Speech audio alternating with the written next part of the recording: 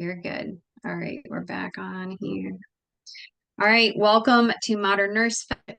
We are so excited that you're joining us for this very special presentation diving into a sense of self. And I'll let Taylor go ahead and introduce herself, but so excited to have Taylor here. She is a coach in all different facets, and I'll let her talk about what she's doing, and a couple of her programs are coming out soon. So you want to stay tuned for that as well. So thank you for coming, Taylor. Welcome. Welcome to Modern Nurse Fest.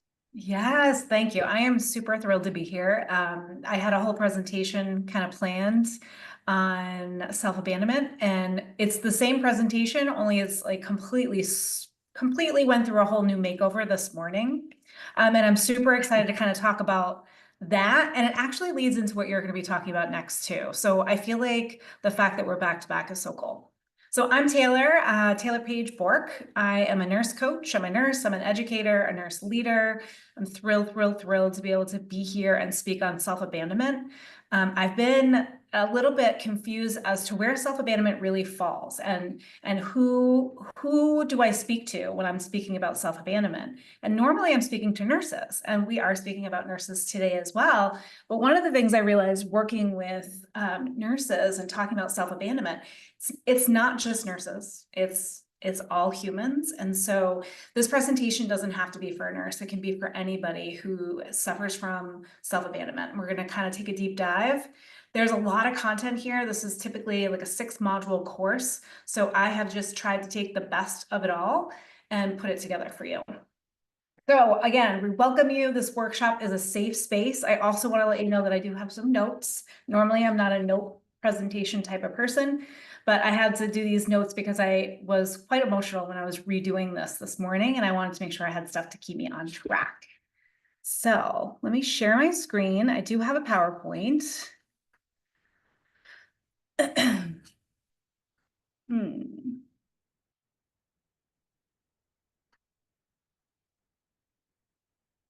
course, I cannot find. Let's see if we do this.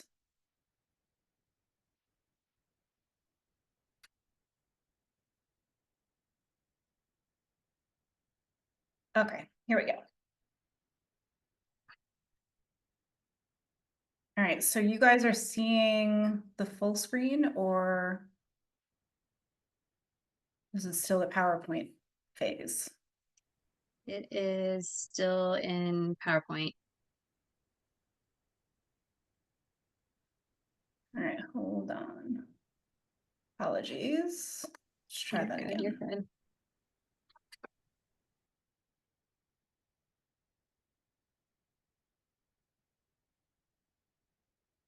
All right, I don't know why it's doing that. For some reason, it's not letting me share it to.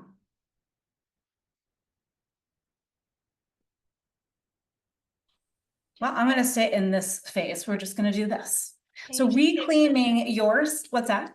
You just hit present and then it might go full screen on your end, and then usually I hit the, oh wait, it actually did it that time. Maybe I wasn't hitting it hard enough. Thank you. I appreciate you. All right, so reclaiming yourself and strategies to stop self-abandonment and thrive. There's another way to look at this for today. And for today, we can say self-abandonment in nursing and the impact on our well-being, as well as entrepreneurship. I wanted to put that in there because this was something that I really struggled with in the beginning of my entrepreneurship career. So each one of us is on our own unique journey, and we are all coming together today. And I really want to support and uplift one another. Throughout this workshop, we're going to do discussions, we're going to engage in activities, and really kind of reflect on some of the prompts that I have for you. Remember that today is about vulnerability and that it's a strength, not a weakness. And sharing your journey can inspire others.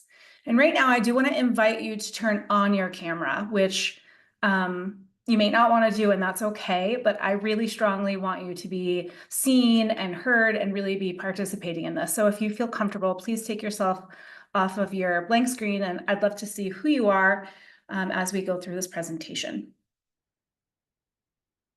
So I'm an educator, so of course I had to tell you what the objectives are, and these are our objectives today. Really exploring the roots of self-abandonment, Getting what is the implications on our identity, and that could be our identity as a mom, a daughter, a wife, a nurse, because a lot of us identify as nurses specifically too.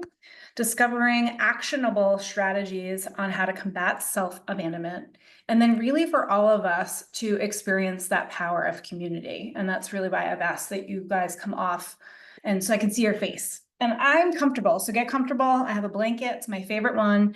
I wanted my favorite things with me because I was so nervous about today. And we will kind of go on. So I do want to start off with an opening meditation. So you can either keep your screens on, you can turn them off during a meditation. It's only a 2-minute meditation. I like to start that way because it helps ground myself and also will help to ground you.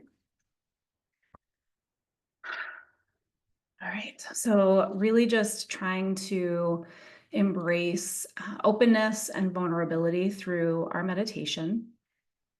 And you can just begin by finding a comfortable seated position. You can close your eyes gently and take a nice deep breath through your nose. Filling your lungs completely. Another deep breath, and this time I want you to hold it for a moment.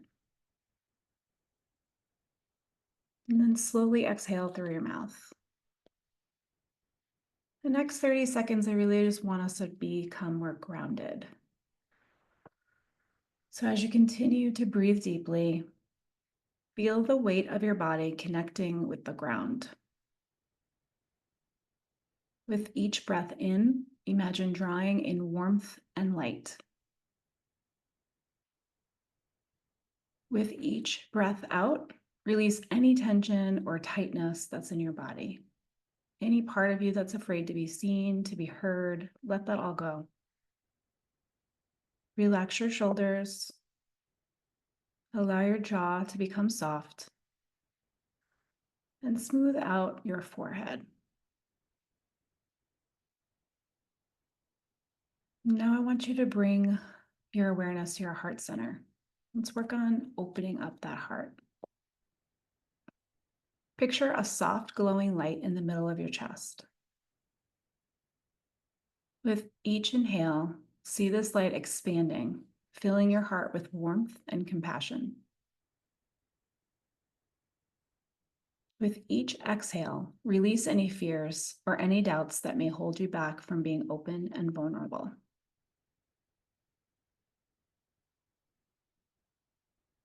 And silently repeat to yourself, I am open to learning.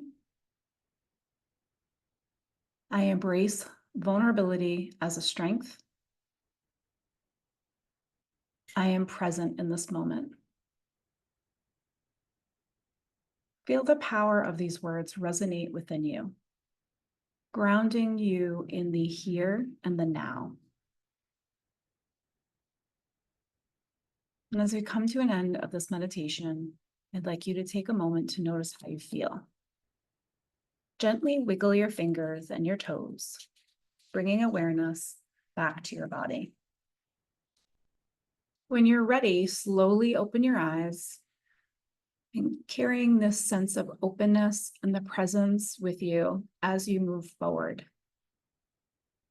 Just take one final deep breath in, and as you exhale, set an intention to remain open and present throughout this workshop.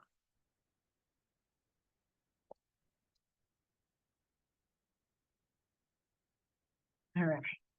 I do want to say that if that felt awkward for anybody, I was there at one point as well.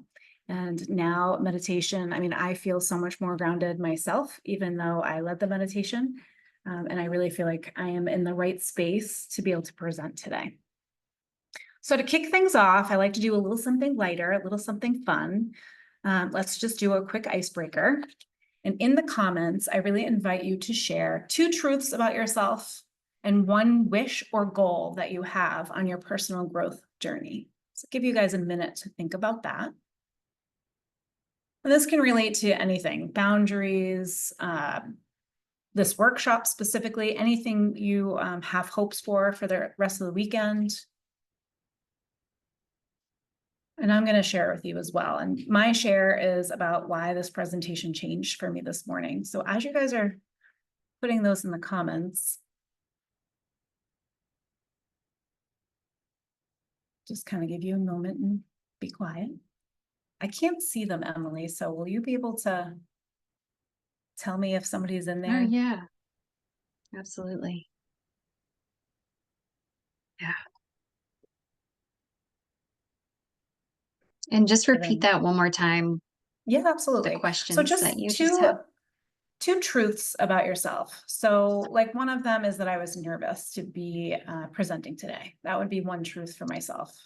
And a wish that I have today, and so a wish and a truth is that I end this presentation adding value and that you have learned something, serving you and making sure that you've gained something from this time together is my wish.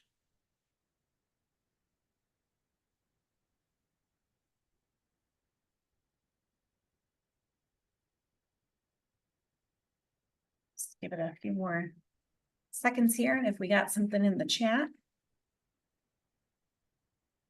Yes, so I just dropped in the chat. I know there's another person about to drop here. So one of my truths were, my heart is so full from all the awesome speakers and gathering of nurses. Yeah, that has been really awesome, Emily. You're killing it. You're doing an awesome Thank you. job bringing us all together. It's been so fun. Thank you. Yeah. I All think right. Karen, Well, in the meantime, I'll share my other truth with you, and it's a little bit longer, but it's really why I did this presentation today. And my truth is that this morning I left home and I went to my office, and I was complete freeze mode over presenting today. Complete freeze mode, and I picked up my phone and I reached out to a fellow coach and I said, "What am I going to do? I'm completely frozen. What's your best advice to get me unfrozen?" And she said to me, she sent me a meditation, and I closed my eyes and I sat and I had my hand on my heart, and I was feeling freeze. And what did that feel like? And I instantly started to get very emotional. And I have never ever cried over this situation, but it came to me that in sixth grade, I won a contest. It was a writing contest, and I won the contest. I had to present to the entire school, and it was for the DARE program. And it's like drugs against, all the things. It was like a drug and alcohol prevention. And I froze on stage when I was reading it, and my paper was really messy. And all I remember is my teacher shaming me, saying, "You didn't prepare well enough. You should have spent more time preparing and editing your speech." And I think that's what was coming up for me today, is that I wanted to continue. I wanted so badly to be perfect for everybody today and provide value. And we know as nurses, the amount of pressure we put on ourselves to perform and be perfect. And it gave me this whole new perspective on self-abandonment and how healing from self-abandonment is not linear. It's like, as far as I've come, even still this morning, before presenting on self-abandonment, this was a huge thing that came up for me. And I just wanted to share that because I'm probably going to use that as a theme throughout the presentation. There's always one example that I kind of revert back to. So I just wanted to kind of share that with you guys and really just we're going to talk a little bit about inner child, not a lot, but just really the attachment styles that come from there. And we'll do a little quiz and things like that. So let me get to this next slide here. yeah, real quick, when we just want to touch on, had a couple people comment, truth is I'm Awesome. nervous about my recent career. Yeah, change. And truth is I know I'm making the right choice, focusing my life around healing myself and others and health. Wish is the change for success. Truth is I'm working on being more present and restful throughout my day. Truth, I'm excited and nervous about the growth of my mission as a coach. So lots of good.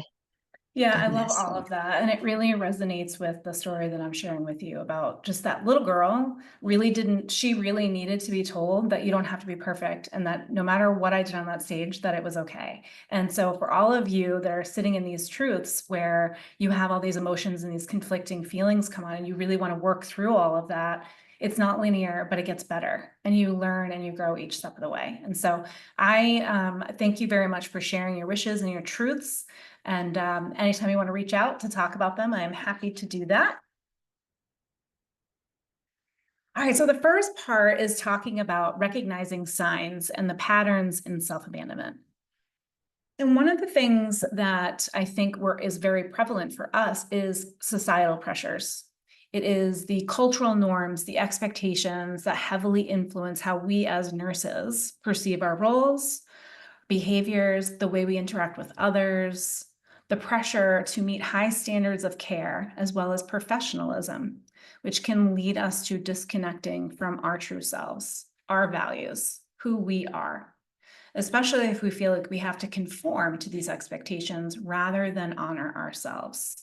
And this was part of my journey as well as a nurse, and what led me to burnout is that I focused on what society and what everybody else around me was saying I had to do in nursing, and continually abandoning how I felt, even through my entrepreneurial journey, because we start to listen to the voices around us. And so society plays a big role. And as nurses, we often tie our self-worth to job performance, the patient care outcomes, recognition from our peers, other leaders. For example, a nurse can work themselves and gain approval from supervisors, or they do this to gain approval or accolades from their colleagues, believing that their value is tied to their productivity. So if you are producing and producing and producing, you feel like that is the value that you hold within you. And that comes from society. And we're going to talk about how your childhood or how young relationships kind of connect to our attachment styles in adulthood. So when their efforts go unnoticed, we start to, our self-worth is lowered. We no longer believe that we are doing something of value, and so we try harder. Another thing is our childhood experiences, which I've briefly talked about. So early family dynamics, attachment styles, they play a crucial role in shaping how we as nurses view ourselves and our needs. This is for everybody, but today we're specifically talking about nurses. Nurses who grew up in environments where their emotional or physical needs were unmet, they may struggle prioritizing self-care in adulthood. And I feel like this is the majority of our nursing body. And all of us that are here this weekend, there's not one of us that's not trying to create change in a positive way for our nursing body. And I think that's just such an incredible, amazing gift to be a part of. And we all have something a little bit different that we're bringing to the table. So when we're looking at childhood experiences, this really gives us a sense of self-perception or connection to self-perception. So understanding that our attachment styles provide valuable insights from childhood relationships into our adult ones, and also impact our self-worth. For instance, those who have an insecure attachment style may feel unworthy or believe that they are constantly having to prove themselves for value. So I'm going to put in the chat, hopefully, if I can get to the chat again, a link for you to take a test, and it is an attachment style test.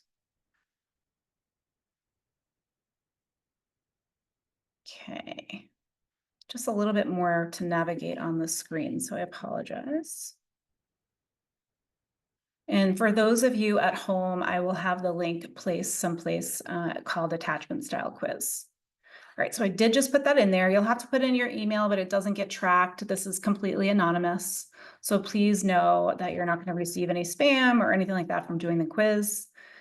You can take the next 5 or so minutes to complete this, and then we're just going to have a little discussion about the attachment styles and how they relate to your life and what's going on for you specifically.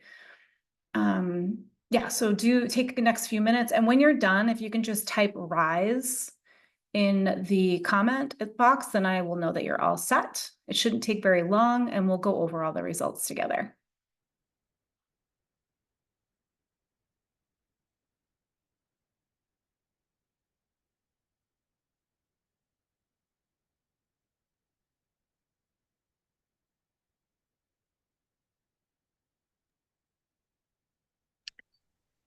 Hey, Taylor, would you mind unlocking it and we'll hop back into it. Unlocking it? Is it saying it's locked?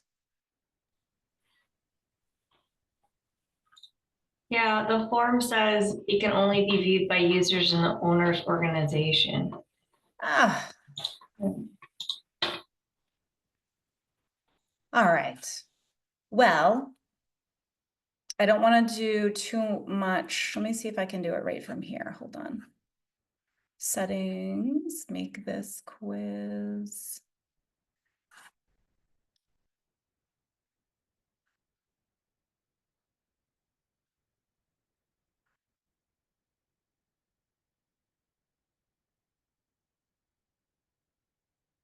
I promise you, I practiced this link, but it must have been because I was in there. All right, so here's what we'll do. I'm going to read the questions and then I'll have you rate the question. Okay.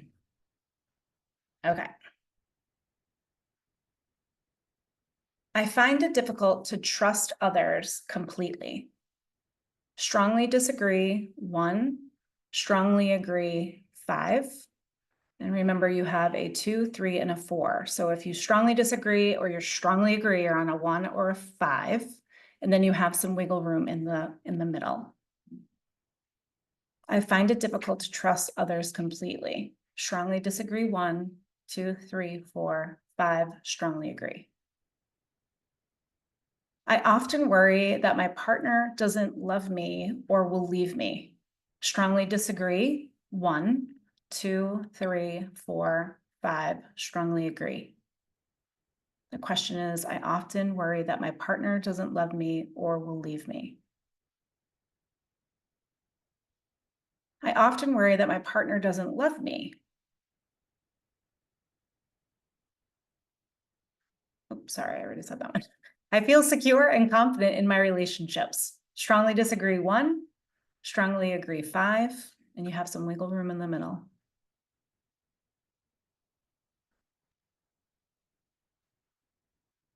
I often seek reassurance from my partner about their feelings for me. Strongly disagree, 1, 2, 3, 4. Strongly agree, 5. I feel overwhelmed by my partner's need for closeness. Strongly disagree, 1, 2, 3, 4, 5. Strongly agree. The question is, I feel overwhelmed by my partner's need for closeness.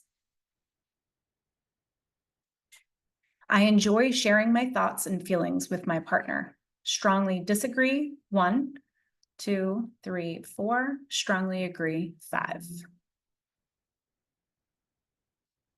I often feel anxious or uncertain about my partner's commitment. I often feel anxious or uncertain about my partner's commitment. Strongly disagree, 1, 2, 3, 4. Strongly agree, 5. 2 more left. I am comfortable being independent and spending time alone. Strongly disagree, 1, 2, 3, 4. Strongly agree, 5. I find it easy to depend on others and have them depend on me. I find it easy to depend on others and have them depend on me. Strongly disagree, 1, 2, 3, 4, 5. Strongly agree.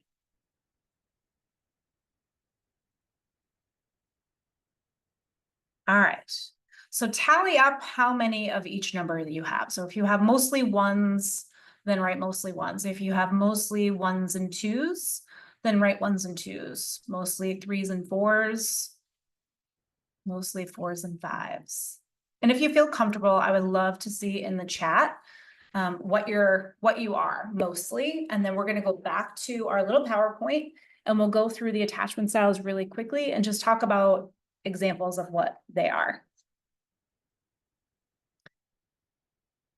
Let me just check the chat and see if anyone's got. All right, so, oh, you guys are awesome. Mostly 4s and 5s means you've done a lot of great work. 3s and 4s, you've also done a lot of great work. I mean, we're all doing great work. It doesn't really matter where we end up, but 4s and 5s is really the goal. So secure attachment is 4s and 5s, mostly 4s, mostly 5s. These characteristics, you're somebody who's comfortable with intimacy, you're able to trust others, you have a positive self-image, and you generally are open to expressing your feelings and expect others to be supportive when you do so. An example is that you feel your relationships feel very secure. And anxious attachment, which is where I used to live, is anxious attachment. This is mostly 3s and 4s. And the characteristic is you crave closeness, but often fear abandonment. You may frequently seek reassurance from your partner and feel insecure in relationships. So this is, I felt this a lot. I would always need that reassurance that I was doing well. It's very similar to the story I was telling you about reading an essay and all the things. And now I've moved away from that, and I'll share where I'm at there as well. So avoidant attachment, this is mostly 1s and 2s.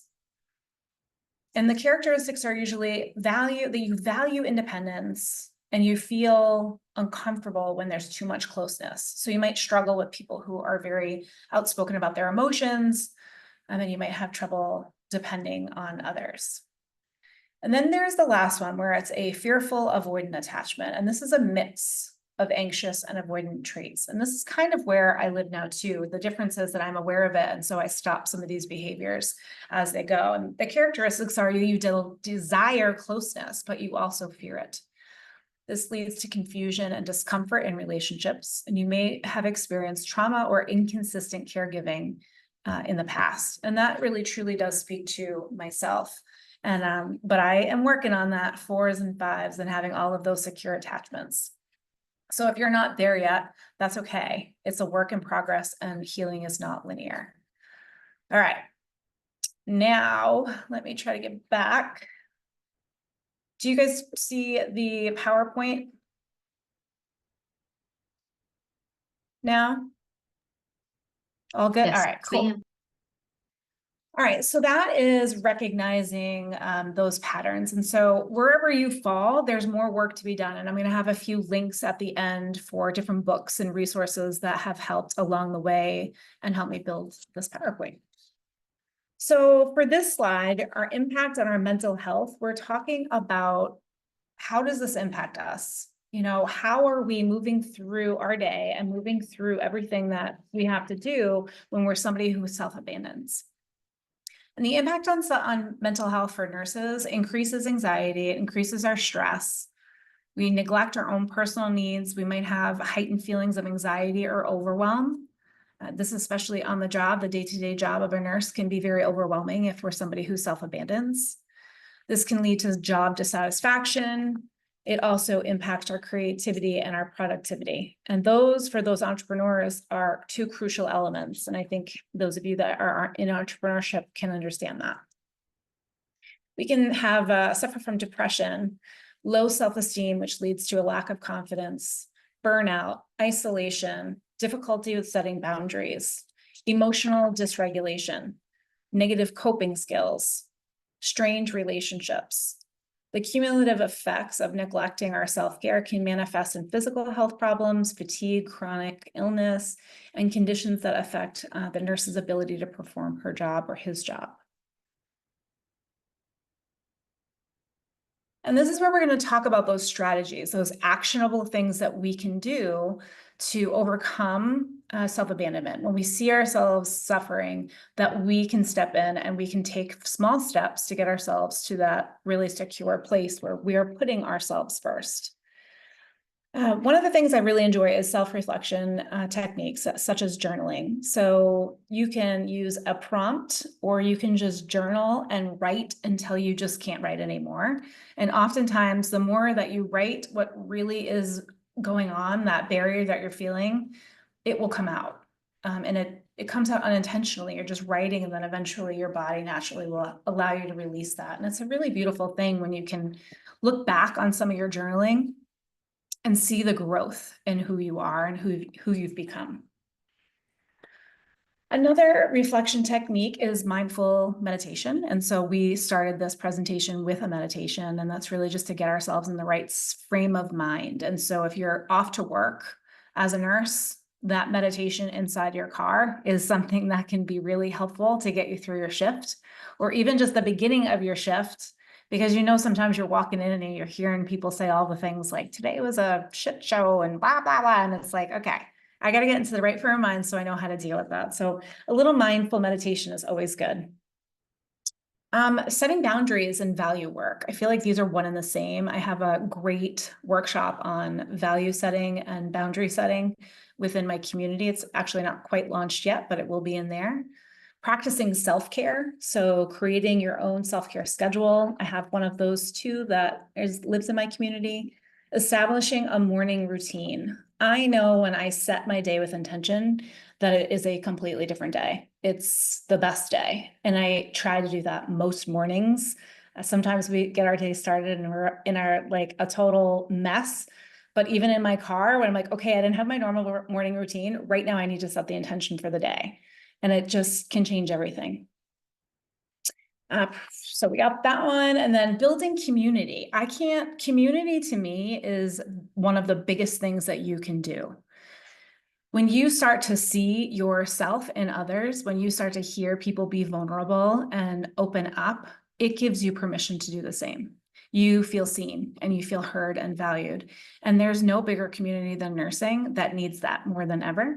And that's really why I started Rise and Restore. And I didn't tell you all about that in the beginning, but I'll wrap up with that in a little while. But building a community and checking in with people, and it's that very valuable. Sharing your journey and opening up with friends and family, colleagues, showing your personal growth, that has been life-changing for me as well, to see how far I've come. And it's beautiful to see other people doing that as well. Seeing the growth on social media from other people that I've coached or other people that I've been through coaching platforms with, it's been truly amazing. Regular check-ins, really just weekly reflections, celebrating progress. This is all things that you can get from a community. Being able to celebrate the wins daily, talk about the stuff that you have to let go of, especially nurses. When we leave our shift, sometimes we have to leave some of it right there. And oftentimes we're taking it home with us. And that's as an entrepreneur as well.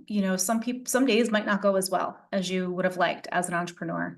And we have to leave those things aside. We can learn from them, we can grow from them, but the only thing we should take from them is how it's going to make us better in the future.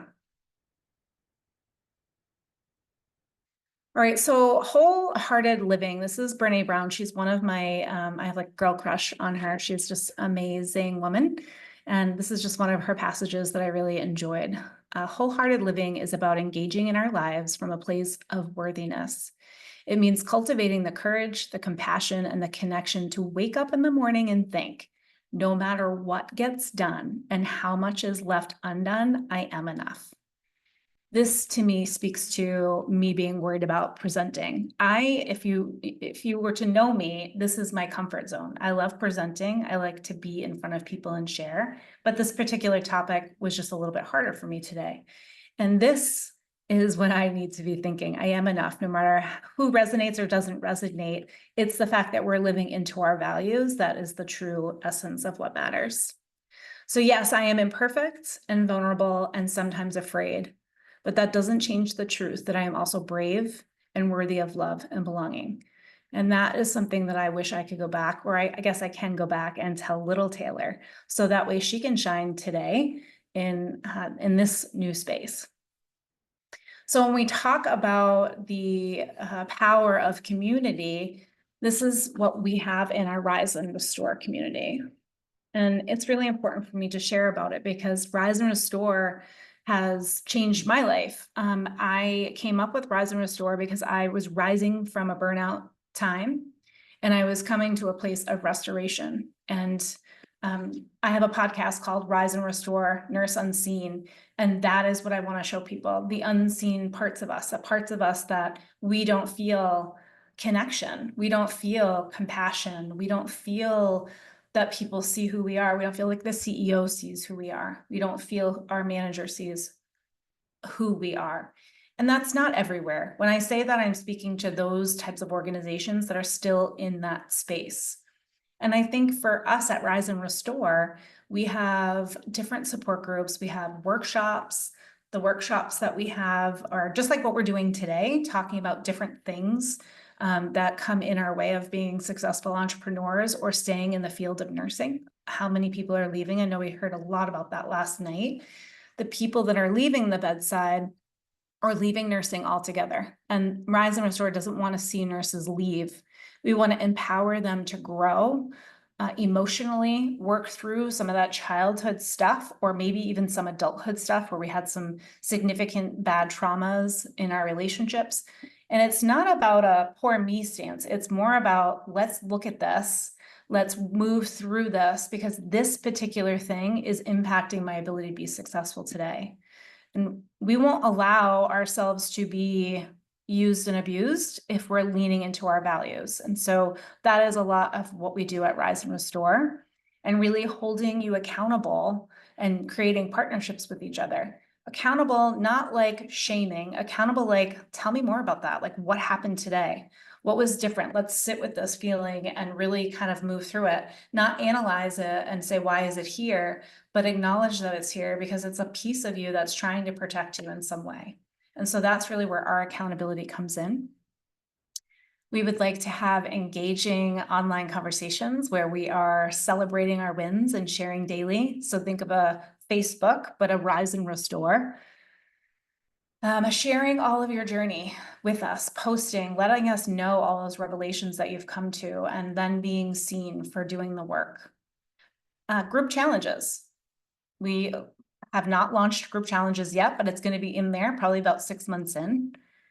And then something else that I think is really awesome is just volunteering to get involved with local initiatives. And so we have this big community, or the hope is to have this big community of Rise and Restore, but maybe we can get involved in similar local volunteer opportunities all together, but just within our own communities. And so there's more to come on that.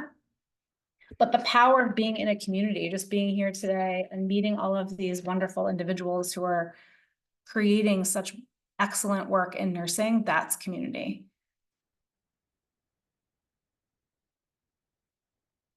All right, hold on, let me see. All right. So different activities also that are in our community space. And like I said, we have a values clarification. So this is a workshop where we talk about what are values, why are they important? And I would love to do that today, but I know we only had a limited amount of time. And so it wasn't something that we could do, but it's so valuable. When I went through my first value clarification, vulnerability and balance, and I realized that the job I was in was no longer serving me because it was not in alignment with my values. And I really needed to be vulnerable to make a change so I can reach the value of balance. And those are still my values today, and I lean into them both professionally and personally. Journaling, we have a journaling workshop that will be released. How do you journal? And also helping people start the journey into journaling. Boundary setting, we take a deep dive into boundary setting, and that's really going back to that attachment style. And if you are someone who, like, I need that reinforcement, right? I was so scared to do this presentation because I wanted to provide value, and it made me think of this time from a way long time ago where I didn't get what I needed as a child. And so that still comes up for me today. And that really leads into boundary setting. So there's a lot of work that needs to be done around that area as well in nursing, because we look at every message that we get, and sometimes we're working more hours than we really should be. And that is on us to set those boundaries. And I think it is quite okay to tell your boss, please do not contact me above my 24 hours, my 36 hours. I am not in a position to work overtime and I don't want to be messaged. We should be empowered to do that. And that is about boundary setting, but it stems from this whole other area. Group check-ins, I do live coaching once a week in that space. We do self-care action plans that are catered towards the individual. Gratitude sharing, again, all about celebration. What are we grateful for? Who are we celebrating? Mindfulness, relaxation exercises.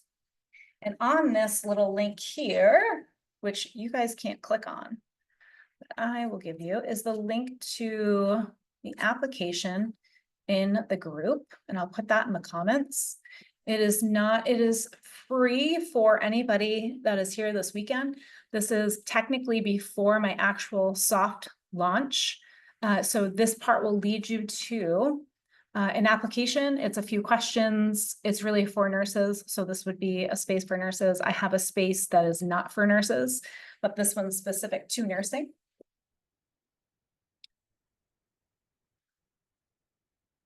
And I guess we are at the end. I tried to breeze through, so we were not over too much in our time frame.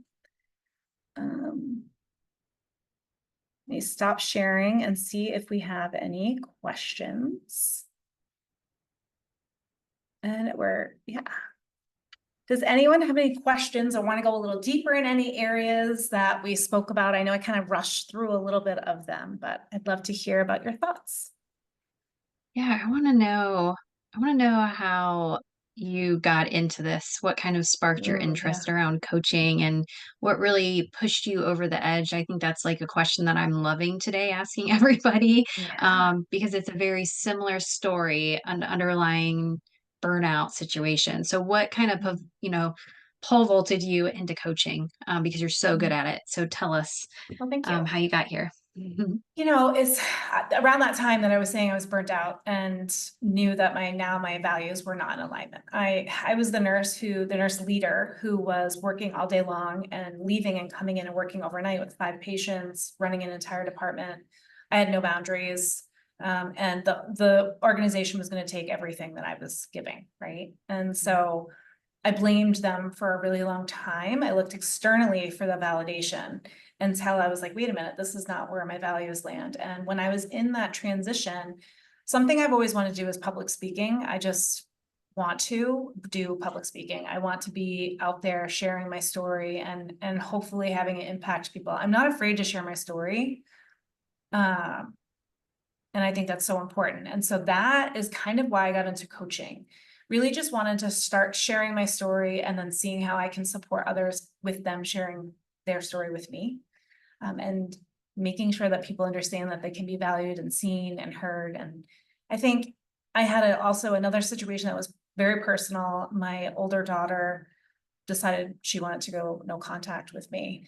And this is probably the first time I've said that out loud on any sort of platform, but that changed my life dramatically. And I realized then that I was living a life of a little child, raising babies, 5 babies, not ever having a parent that was stable. And that really put me into my real healing journey. That is when I started my healing journey, because no one else deserves that. And I don't deserve that, right? I deserve to live a life filled with happiness and joy. And unfortunately, when we don't do the work on ourselves, other people around us suffer the consequences. And so it just became my mission to help in nursing, because the problems in nursing are just about real people.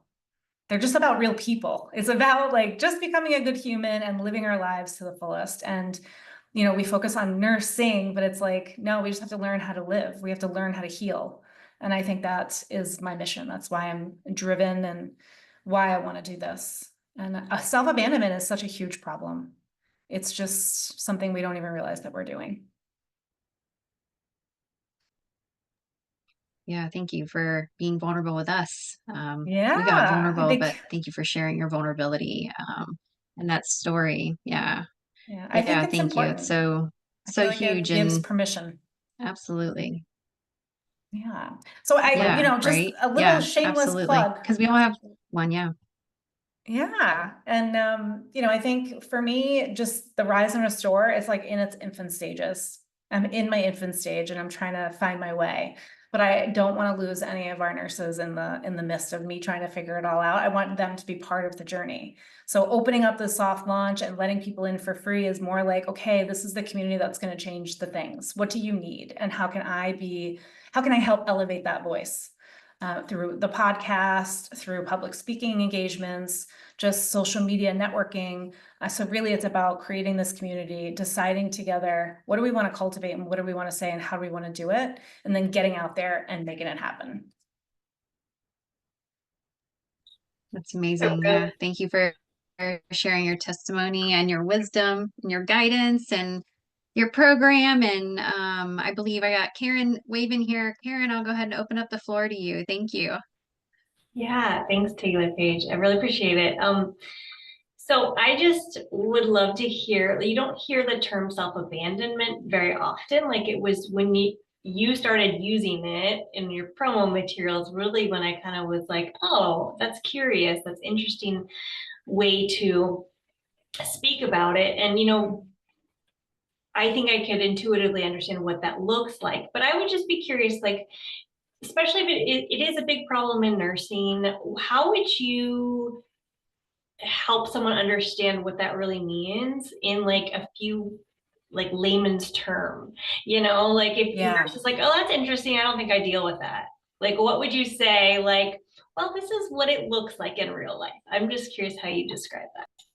It's so funny that you say that because you're 100% right and you've nailed it. And I don't know exactly how to capture the nurse when we talk about self-abandonment, because there's a lot of resistance in nursing for us as individuals to change. I mean, I'm just going to say that out loud. I just believe that. And I believe that we don't change until we're in enough pain. And so no matter how good of a coach you are, you're not going to get anyone to change if they're not in enough pain to change. And realizing that and trying to open up self-abandonment and showing people what it is, what I was doing every day was giving examples of what self-abandonment is and educating. And so I don't think that we should change self-abandonment, right? Because it's like, that's what it is. It's the easiest way to say it, but it's like, there's so many examples. Not going to the doctor's office, not getting a mammogram, not valuing yourself, putting everyone else ahead of you. I remember asking a friend, this is a huge one. Do you put yourself in front of your kids? Like if they're doing something that hurts you and you're abandoning your values and your morals, do you abandon because it's more important that you give your child what they need? And that's what I did. Like I would self-abandon, and now I get, so it's so hard because it's so encompassing of our daily lives. I think it's really important to hear the pain point and then point it out and reflect it to the individual. So when you see a type of behavior, saying, like I would tell my nurses, guys, tell me you don't want to hear from me. I'm not going to text you to say work tonight if you don't want that. And I think now what I could have done is explain that's self-abandonment. So if you're in a huddle for nurses and we want to talk about self-abandonment, I would make it like a month-long event, specific to nursing. Talk about what self-abandonment is at every single huddle, giving one example that a nurse can relate to. I think it has to be like the audience, and then what do they do? How do they self-abandon? Because we all do it. We all do it every day, and it's not linear. It's messy, but we get better. I don't know if that's specifically answered because I know what you're asking, but it's like, it's near impossible. I haven't quite figured it out yet.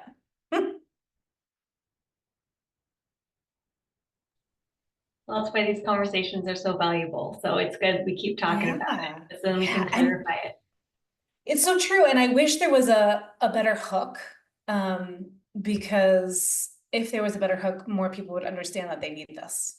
And so it is something that I'm still curious about and still working on. But I appreciate you. Mary, do you have anything that you'd like to share or say or ask or anything like that?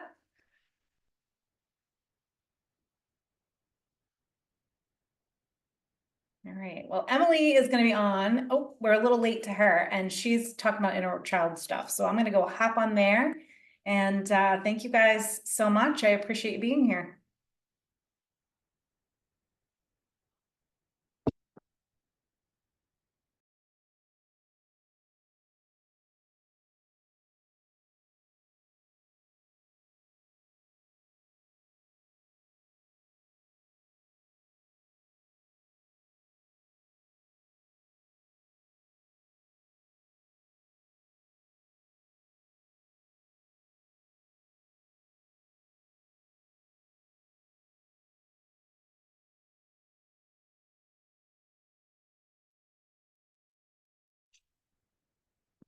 Hey, Mary, I'll see you in the next recording or in the next Zoom. If you want to get off and come to the inner child workshop, I'll see you in there.